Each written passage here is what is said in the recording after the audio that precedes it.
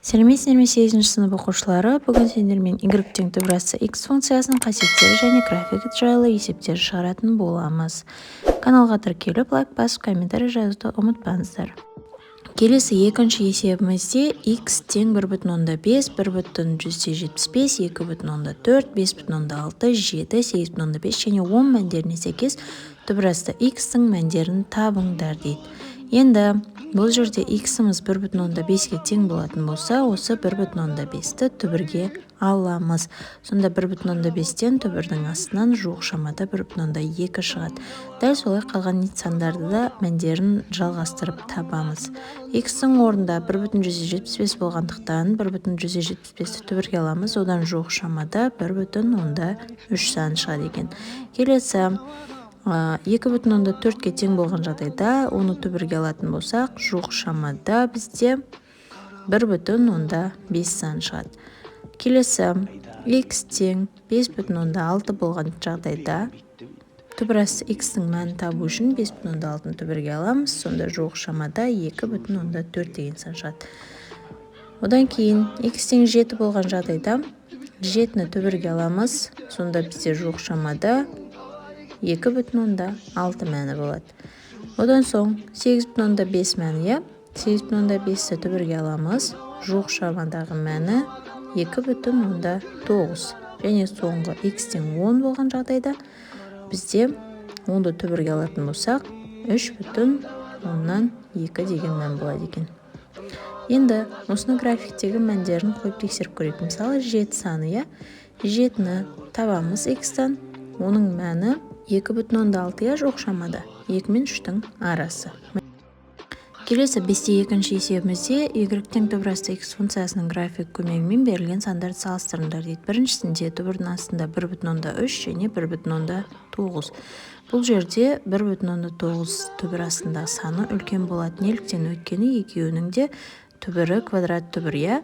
Бұл жерде 1,9, 1,3-тен үлкен, демек берілген түбір осы саннан үлкен деген сөз. Ал екінші жолы бізде график арқылы табамыз. График арқылы тапқан жағдайда 1,3 дегеніміз 1 мен 2-нің арасын 3 бөлікке бөлу деген сөз.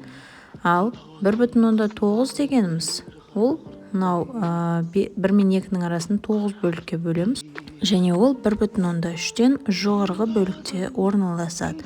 Ал оның қиылысқан нүктесі әрине мұнда шамамен 2-ге жетерлік мән болады. Мысалы 1,4-теге. Яғни екінші жолы біз график арқылы екеуінің орналасуына қарай үлкен немесе кіші екен табуымызға болады екен. Ал үшінші жолы бізде осы 1,3 пен 1,9-дан түбірдегі мәндерін шығарамыз, яғни жуық шамадағы 1,3-тен 1,1, ал 1,9-дан 1,4 саны жуық шамамен шығады. 1,4, 1,1-ден үлкен болғандықтан 1,9 түбірасы саны үлкен болады екен. Ал енді мен мына бірінші жол бойынша қалған есептерді шығарамын, бірақ осы бірінші жолды түсіндіріп кетейін.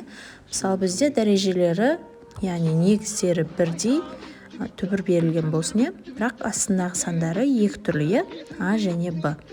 Бұл жерде а менің б-ның орнында қандай да бір сандар тұр делік. Мысалы а-ның орнында 5, б-ның орнында 7 сан тұрсын. 5 7-ден кіші, яғни 7 саны 5-тен үлкен болып тұр ғой. Яғни ол үлкен сан тұрған түбір де бізде үлкен болып саналады. Мұндағы үшінші есепте мысалы 3,4 саны және 3,141 саны берілген. Бұл жерде 3,4 санының 4-тен кейін 0 тұр деген сөзді 3,140 деген сөз. Сол себепті бізде 3,140, 3,141-ден кіші болады. Қалған есептерде дәл осы жолмен салыстырсақ оңай болады.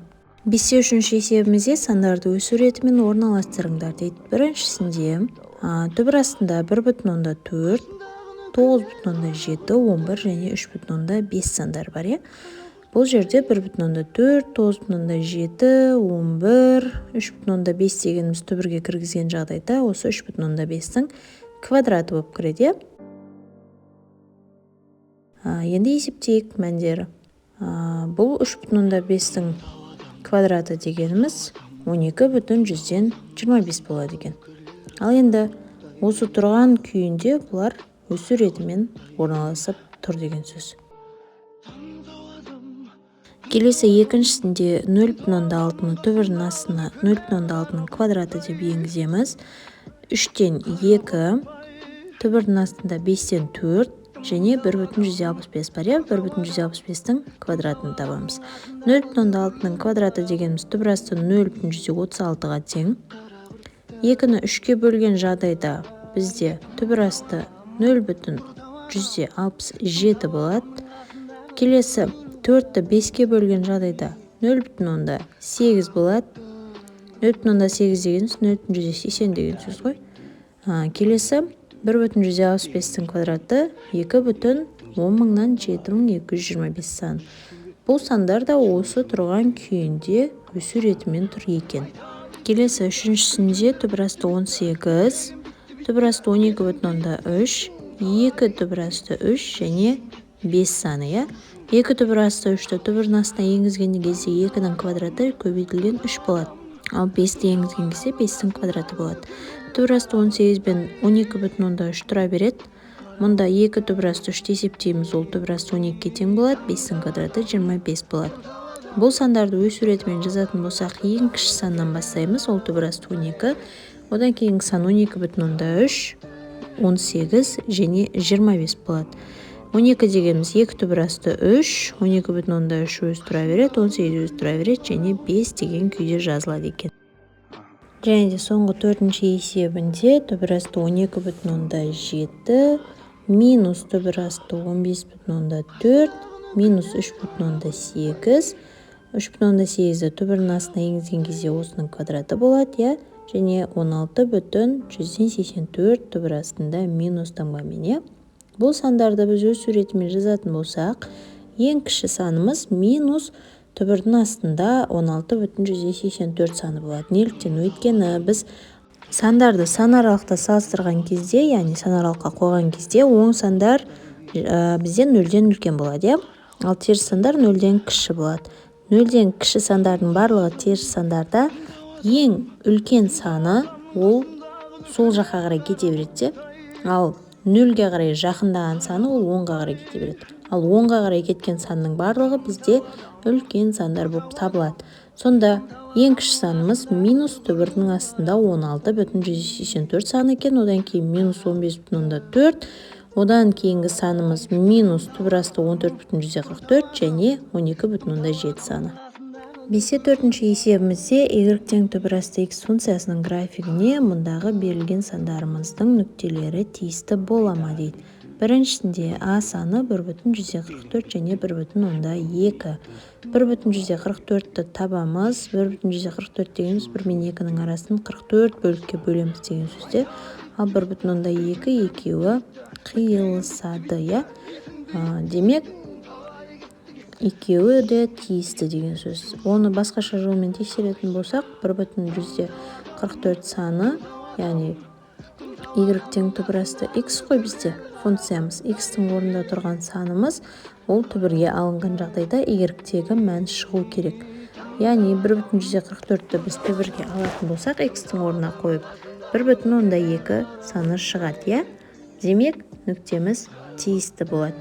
Екінші санымызда b нүктесі 0,3 пенен 0,109.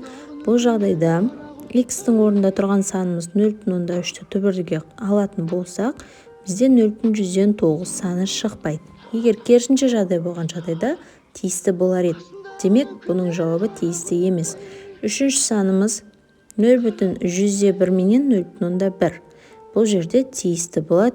Төртіншісінде m нүктесі 2,156 саны менен 1,6 саны. 2,156-ны түбірге алған жағдайда 1,6 саны шығады. Демек, тиісті.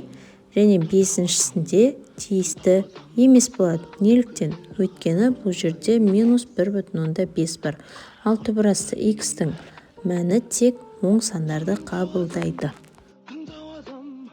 Келесі 5-ші есепте берілген функцияларымыз y-тең түбір асты x функциясының графигіменен қиылыса ма дейді.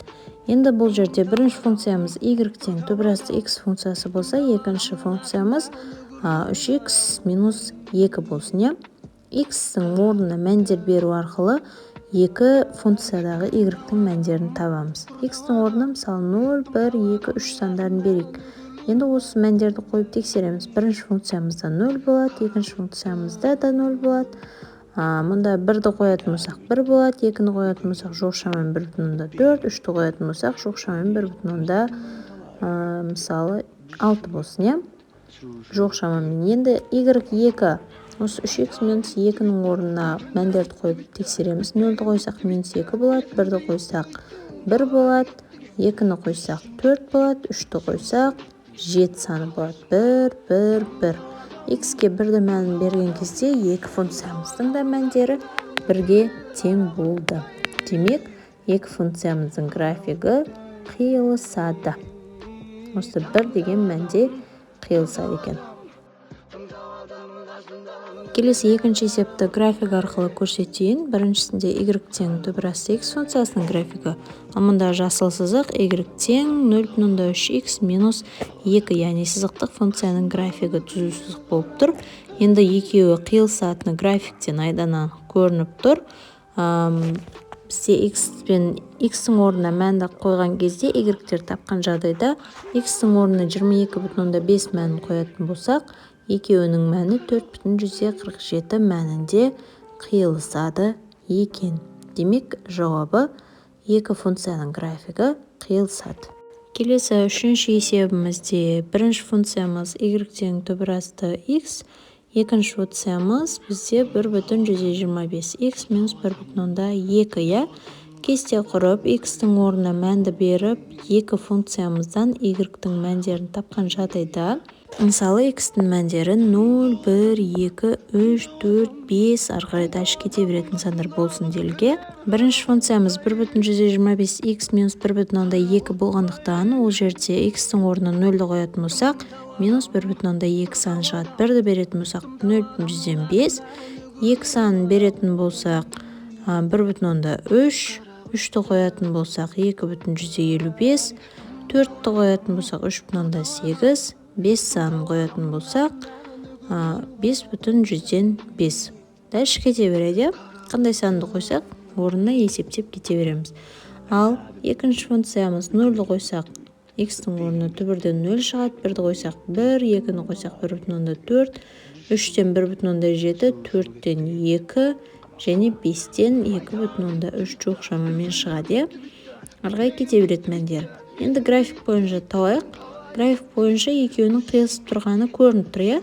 Қай мәнде екенін табуымыз үшін екеуін қиылыстырамыз. 2-ден асып тұр, демек 2,2 жоқ шамада. Ол 1,5 деген мәнде қиылысады екен. Демек, екеуінің графигі қиылысады деген сөз. Және соңғы төртіншісінде бірінші функциямыз y тең минус x плюс 2, екінші функциямыз түбірасты x.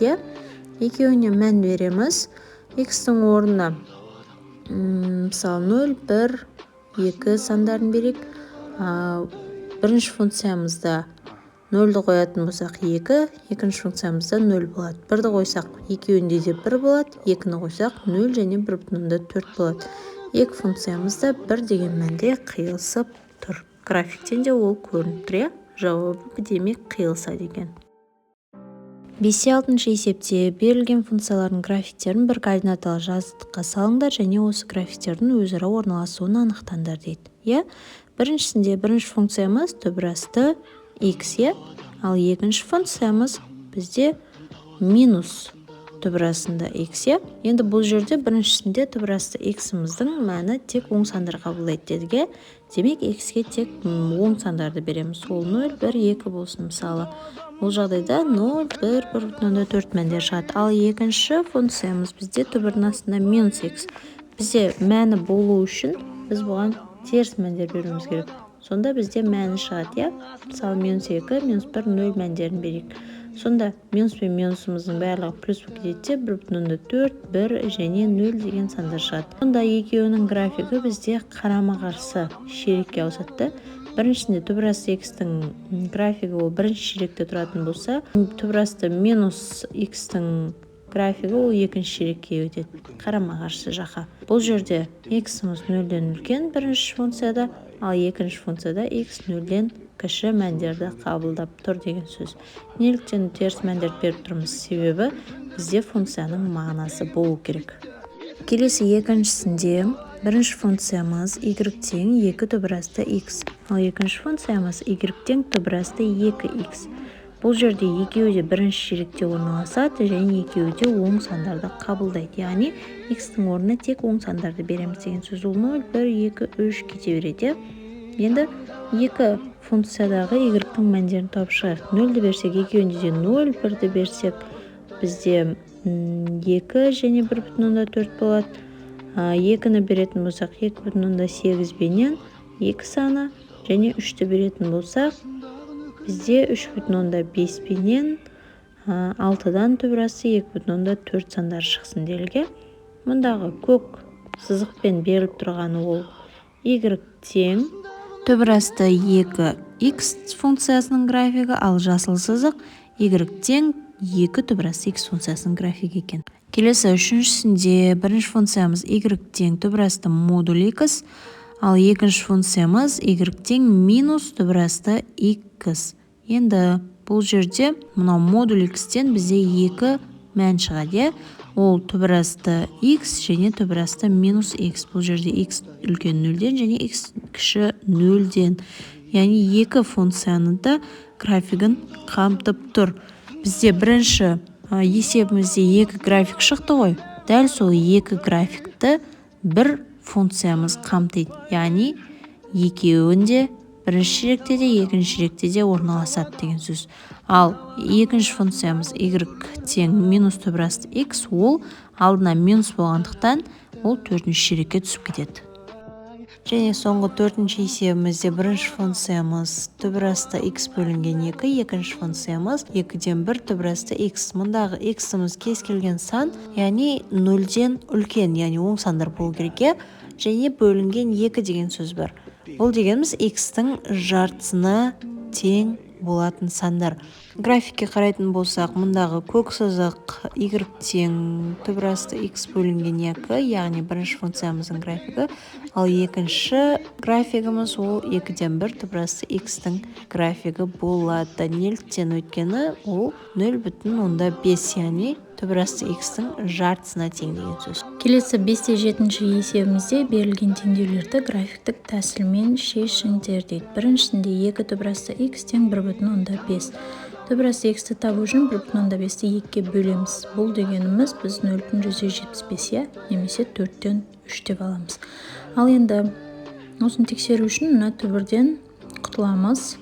Түбірден құтылатын болсақ, x тең болады. Бізде 9-да бөлінген 16, 9-ды 16-ға бөлетін болсақ, бәрібір 0,175 шығады. Мына графикке қарайтын болсақ, графиктегі көк сызық бізде y тең түбірасты x функциясының графигі, ал жасыл сызық осы 0,175 арқылы өтетін y-тің мәні, яғни x бізде 0,175-ге тең болған жағдайда y-іміз жуық шамамен 1,8-ге тең болады екен. Яғни 1,8-де 0,175-те 2 графигіміз қиылысады деген сөз. Келесі екінші есебімізде түбірасты x тең 2x минус 4. Бұл жердегі біздің бірінші функциямыз y тең түбірасты x функциясы, ол мына графикте көк сызықпен берілген, ал екінші функциямыз 2x минус 4. Сызықтық функция болғандықтан оның графигі түзу сызық болады. Графикте жасыл сызық. Енді x-ке мән беру арқылы біз y-тің мәнін тауып, мұндағы түзу сызықты, яғни 2x минус 4 функциясының графигін сыз аламыз. Оған мысалы минус 1, 0, 1, 2 мәндерін беретін болсақ, минус 1-де минус 6-ға, 0-де минус 4-ге, 1-де минус 2-ге, 2-ні беретін болсақ, 0-ге тең болады. Ал 3-ті беретін болсақ, 2-ге тең болады. Міне мына жерде 3 деген мән болатын болса, ол мұндағы 2 мәніменен ол қиылысып тұр деген сөз.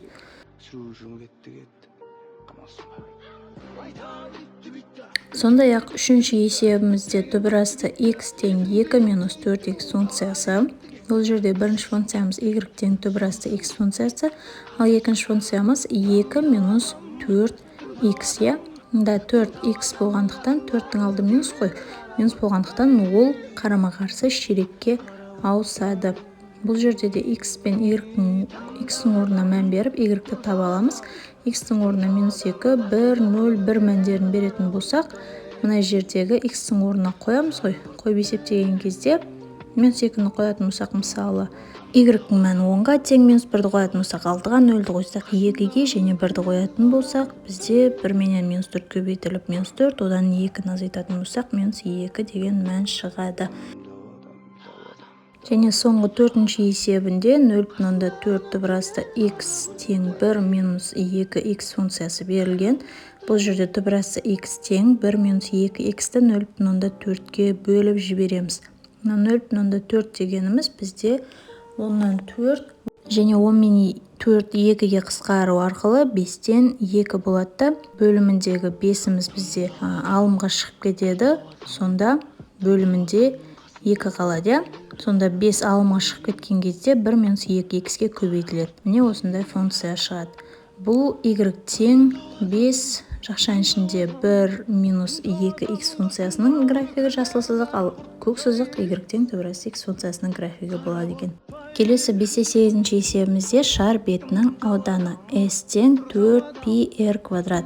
Мына есептің шартында берілген формуламен есептеледі дейді.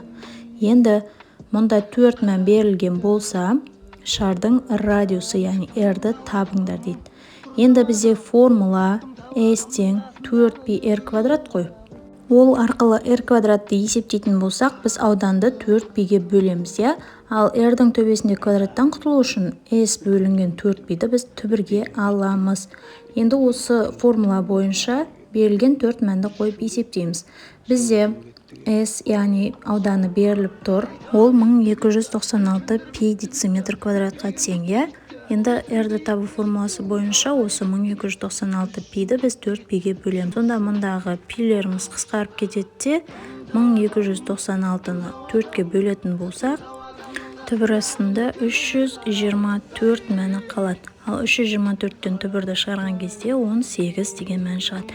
Яғни берілген ауданы бойынша радиусымыз 18 дециметр екен.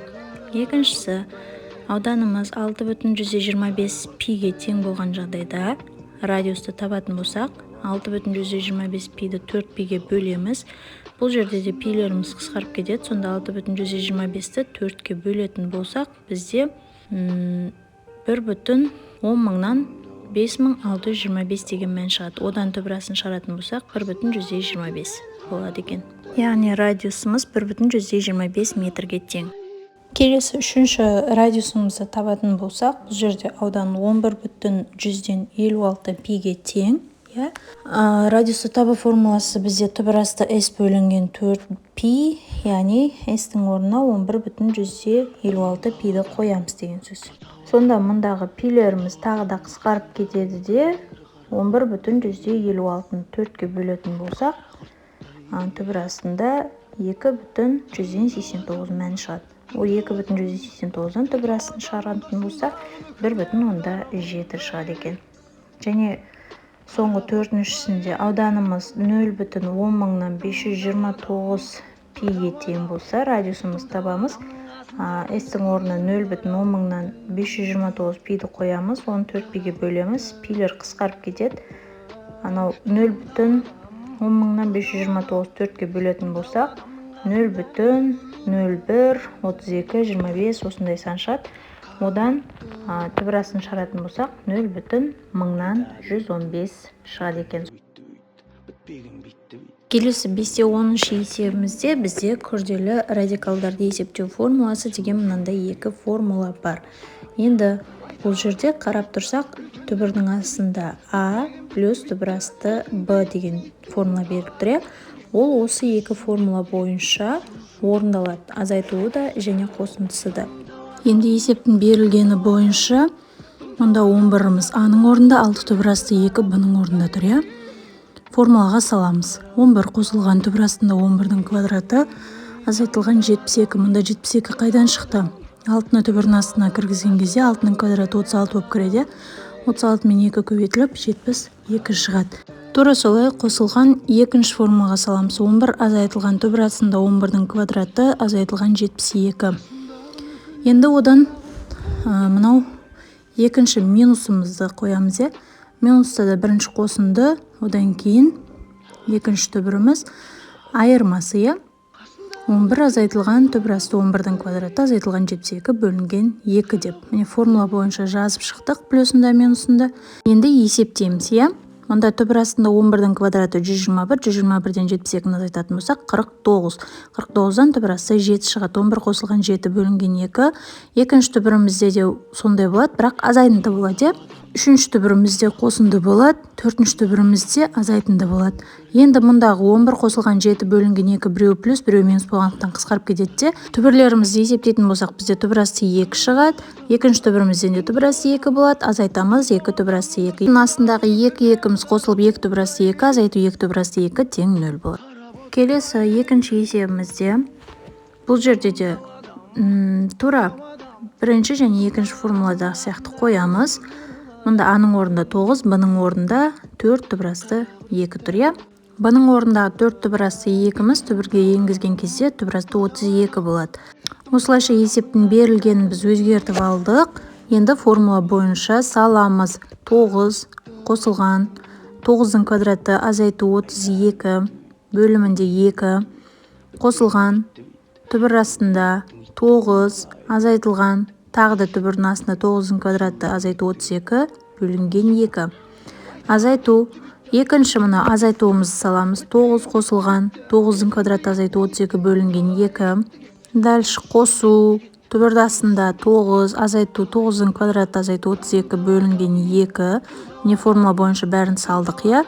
Сонда мына 2 түбіріміз қысқарып кетеді. Мына 2 түбірді есептейміз.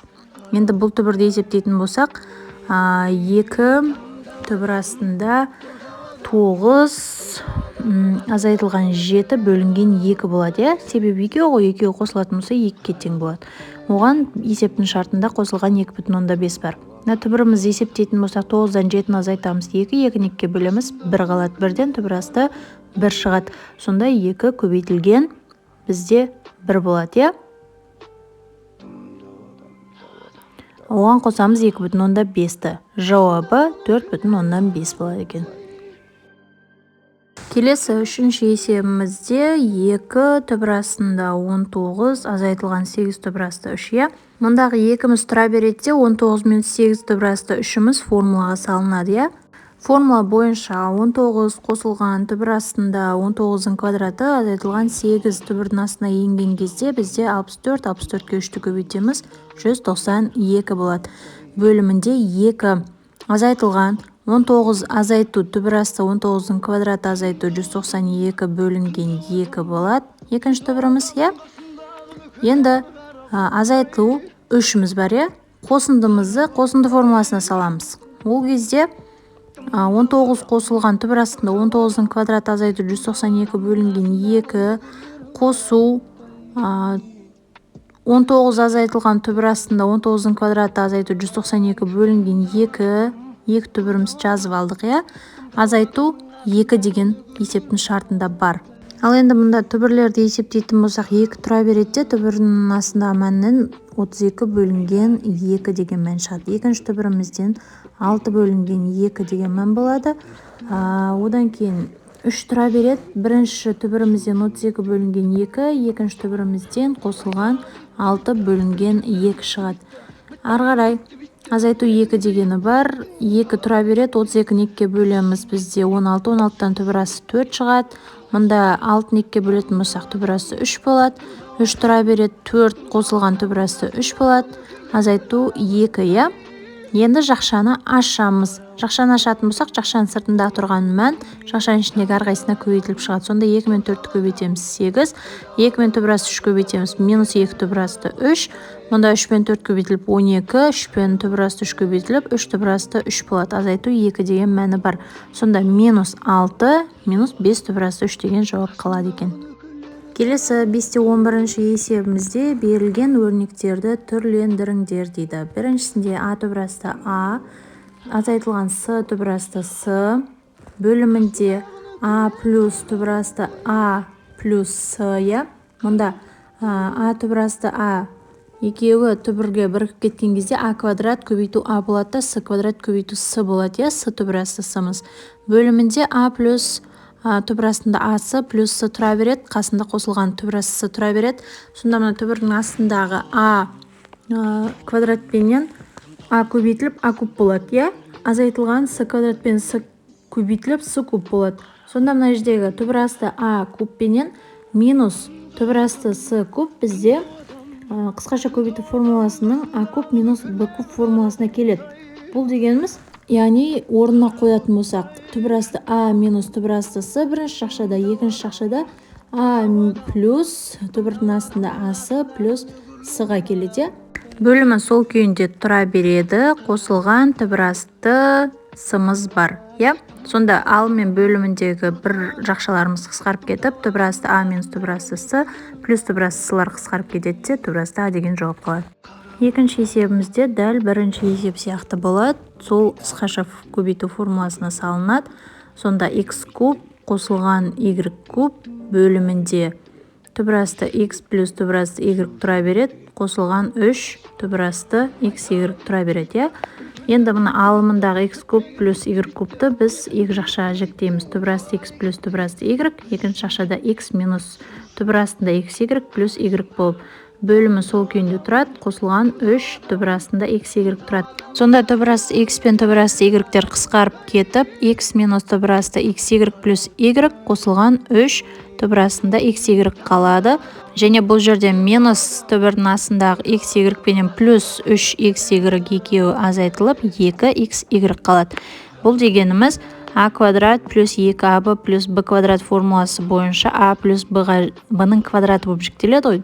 Келесі үшінші есебімізде x минус 2 түбірасы x плюс 1 бөлінген x минус 1 қосылған 1 минус түбірасты x бөлімінде түбірасты x плюс 1. Енді бірінші бөлшектің алымын а квадрат минус 2аб плюс б квадрат формуласында а минус б-ның квадраты. Осы формулаға саламыз. Сонда түбірасты x минус 1-дің квадраты болады. Ал бөліміндегі x минус 1 бізде x квадрат минус y квадрат формуласы бойынша екі жақшаға жіктеледі ғой, минус плюс болып. Дәл солай түбірасты x минус 1 түбірасты x плюс 1 болып екі жақшаға жіктейміз. Енді екінші бөлшекке келетін болсақ, екінші бөлшектің алымындағы 1 минус түбірасты x-тің орындарын ауыстыруымыз үшін алындағы плюсы минусқа ауыстырып, түбірасты x минус 1 деп жазып аламыз.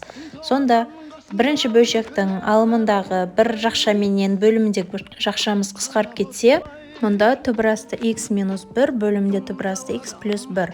Азайтылған түбірасты x минус 1 бөлімінде түбірасты x плюс 1 деген жауап қалады. Енді екеуіне ортақ бөлім түбірасты x плюс 1 болады, алымдарын сол күйде жазамыз. Сонда алымында барлығы қысқарып кетіп 0 қалады, ал 0-ды бөліміне бөлетін болсақ, бәрібір жауап 0 болады. Келесі 5-12 есепте 4 адамнан тұратын жанұяның бір айда кейбір тағамдарға жұмсаған шығысы 13 суретте көрсетілген дейді.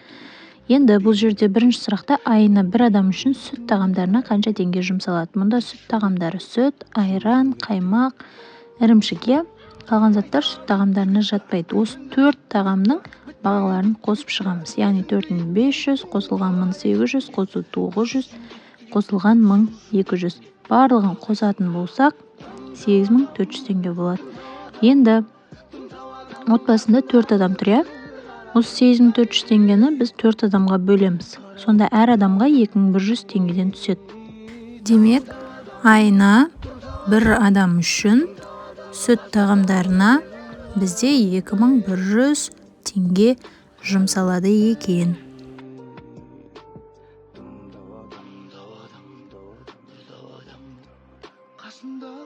Екінші сұрақта айына отбасы мүшелеріне кететін сүт тағамдарының мөлшері жалпы тағамдар мөлшерінің қанша пайызын құрайды дейді.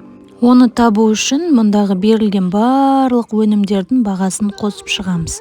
Сонда барлығын қосқан кездегі бағамыз 16200 теңге болады. Енді оның ішіндегі сүт тағамдар бізде 8400 теңге дедік қой. Енді осы 16200 теңге бізде 100% деп есептейтін болсақ, 8400 яғни сүт тағамдарының бағасын x% деп есептейміз. X-ті табу үшін біз 8400-ді 100-ге көбейтіп, 16200-ге бөлеміз. Мұнда нөлдерді қысқартып жіберетін болсақ, 8400-ді 162-ге бөлеміз. Сонда 8400-ді 162-ге бөлетін болсақ, жуық шамада 51,9% болады. Жауабы: айына отбасы мүшелеріне кететін сүт тағамдарының мөлшері жалпы тағамдар мөлшерінің жуық шамада 51,9%-ын құрайды. Келесі 5-13 есебімізде мұнда берілген функциялардың графиктерін бір координаталық жазықтыққа салыңдар дейді. Бірінші график бірінші есебіміз, екінші график екінші есеп, үшінші график үшінші есептікі және төртінші график төртінші есептің графиктері. Мұндағы парабола, яғни y тең x квадрат функциясының графигі, ал мынау жартылай парабола бұл квадрат түбірдің графигі. Келесі екінші есебіміздегі қара сызық парабола бұл y тең x квадрат функциясының графигі, ал төменде төртінші ширекте орналасқан ол y тең түбірасты x функциясына қарама қарсы y тең минус түбірасты x функциясының графигі болады. Үшінші графикте бізде x квадрат минус 2 функциясының графигі. Бұл жерде минус 2 болғандықтан параболамыз минус 2-ге төмен түседі. Ал соңғы төртіншісінде минус x квадрат, y тең. Бұл жерде графигіміз параболамыз төмен қарайды, себебі алдында минус таңба бар. Ал жасыл сызықпен тұрған ол сызықты функция, яғни түзу сызық болады. 3x минус 4. Мұнда kx плюс b формуласы бойынша. Соңғы 5-14 есепте берілген бөлшектердің бөлімін иррационалдықтан босатыңдар дейді. Біріншісінде а бөлінген түбірасты а минус 2. Бөлімдегі бұл иррационалдықтан құтылу үшін алымында бөлімінде осы бөлімде тұрған санның керісіне, яғни қосындысына көбейтеміз. Сонда алымы а түбірасты а плюс 2а бөлімі а минус 4 болады. Екінші есепте түбірасты x бөлінген 2 түбірасты x плюс 5. Алымында бөлімінде осы 2 түбірасты x минус 5-ке көбейтеміз. Сонда алымы осы күйде жазылады, ал бөлімі мұнда 2-нің квадраты 4, түбірасты x-ің квадраты x, 5-ің квадраты 25 болады.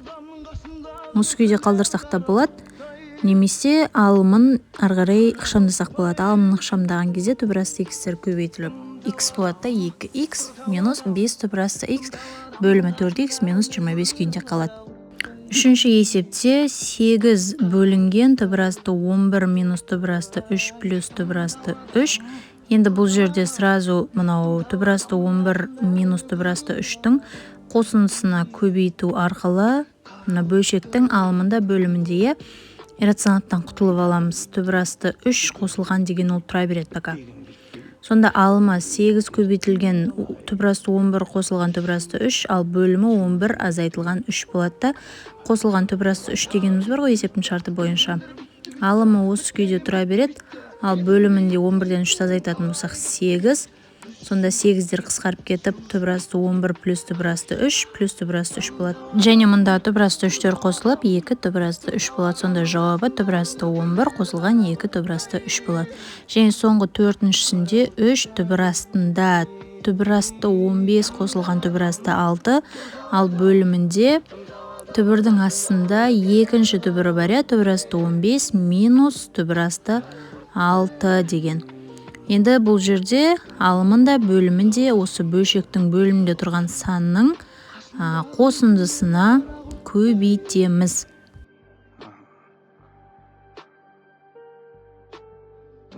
Сонда бөлшектің бөлімі мұнда үлкен түбіріміз тұра береді, астындағы түбірлеріміз жойылып кетіп 15 минус 6 болады, ал алымы дағы түбірлерімізді бір түбірге біріктіріп жібереміз. Үлкен түбіріміз тұра береді, ал астындағы кіші түбірлерімізді бір түбірге біріктіріп жібереміз. Сонда түбірасты 15 плюс түбірасты 6-ның квадраты болады. Екеуі де қосынды ғой. 2 көбейту квадратты береді. Енді бұл жердегі бөліміндегі 15-тен 6-ны азайтатын болсақ 9, 9-дан түбірасты 3 шығады. Сонда 3-теріміз қысқарып кетіп, мұндағы квадраттан түбірасты 15 плюс түбірасты 6 деген жауап шығады. Видеоның соңына дейін көріп тамашалағандарыңыз үшін рахмет. Каналға тіркеліп, лайк бас, комментарий жазып қолдау көрсетуді ұмытпаңыздар.